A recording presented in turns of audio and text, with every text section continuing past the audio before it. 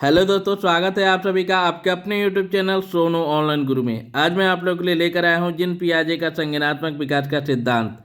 इस टॉपिक से CTET exam में बहुत सारे क्वेश्चन पूछे जाते हैं, इसलिए जीन पियाजे का संज्ञानात्मक विकास का सिद्धांत सीटेट एग्जाम के लिए बहुत ही ज़्यादा महत्वपूर्ण हो जाता है।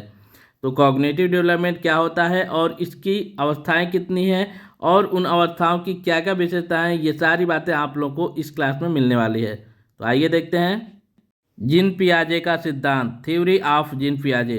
जीन पियाजे ने बच्चों में सोच का विकास के विस्तार के बारे में अध्ययन किया। इसके अंतर्गत बालक किसी भी परिस्थिति में किस प्रकार से सोचता है, इसके बारे में इन्होंने अपने सिद्धांत में उल्लेख किया।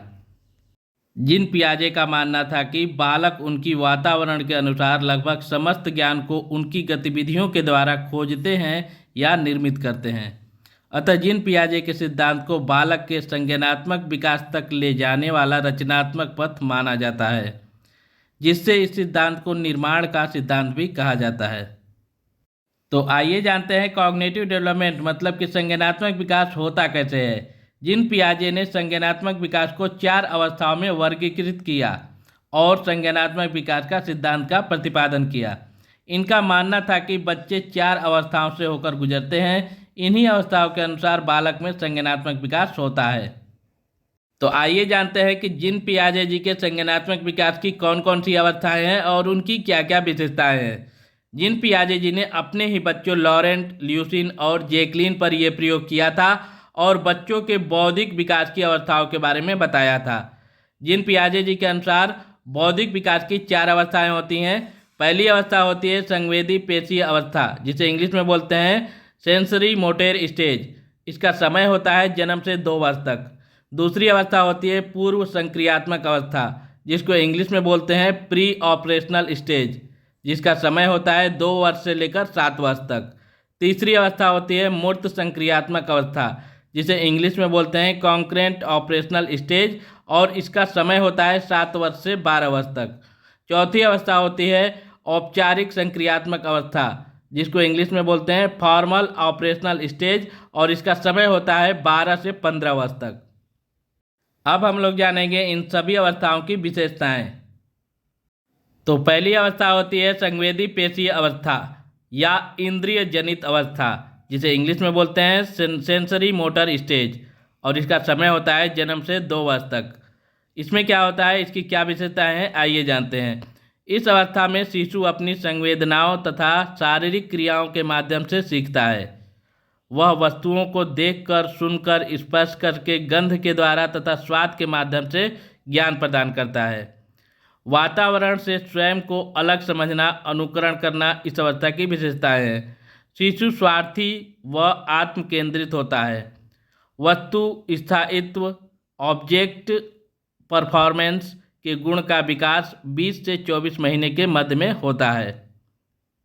दूसरी अवस्था होती है पूर्व संक्रियात्मक अवस्था, 2 से 7 वर्ष तक की ये अवस्था होती है। इसको इंग्लिश में हम लोग बोलते हैं प्री ऑपरेशनल स्टेज। इस अवस्था की क्या क्या विशेषताएं हैं, आइए जानते हैं। बालक में भाषा का विकास प्रतीकों के माध्यम से होता है।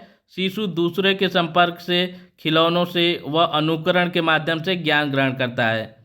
बालक अभिनय करता है, स्वयं से बातें करता है। वह अक्षर लिखना, गिनती गिनना, रंगों की पहचान करना, वस्तुओं को क्रम में रखना, हल्की भारी वस्तु का ज्ञान होना, माता पिता की आज्ञा का मानना, पूछने पर नाम बताना और घर के छोटे छोटे कार्यों में भाग लेना आदि कार्य करता है।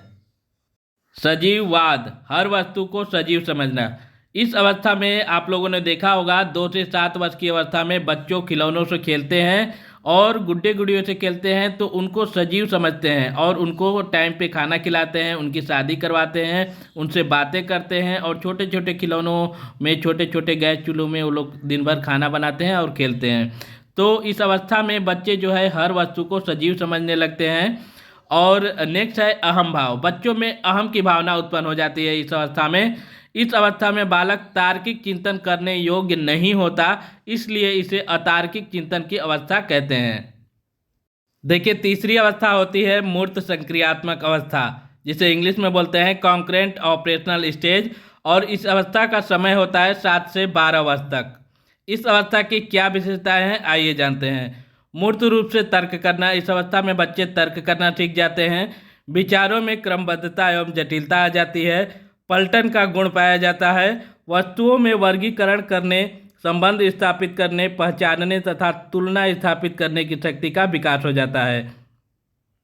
इस अवस्था में चिंतन की शुरुआत हो जाती है, लेकिन उनका चिंतन केवल मूर्त प्रत्यक्ष वस्तुओं तक ही सीमित रहता है। इसलिए इसे मूर्त चिंतन की अवस्था के नाम से जाना जाता है।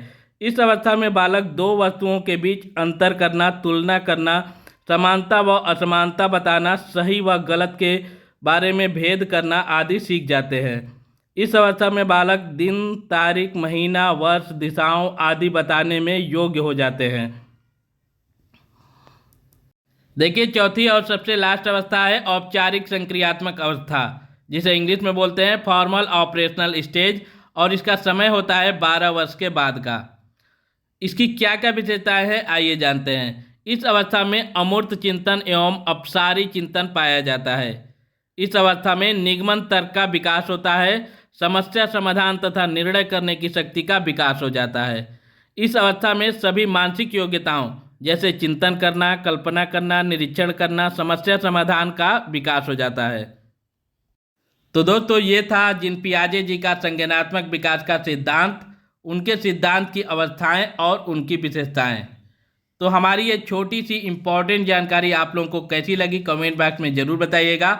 वीडियो अच्छी लगी तो वीडियो को लाइक कीजिएगा, और चैनल पे नए हैं तो चैनल को सब्सक्राइब कर लीजिएगा, जिससे ऐसे ही इम्पोर्टेंट और हेल्पफुल वीडियोज आप लोगों को हमेशा हमारे चैनल पर देखने को मिलती रहे। मिलते हैं नेक्स्ट वीडियो में कुछ अच्छी और रोचक जानकारियों के साथ। तब तक के लिए bye bye, thanks for watching.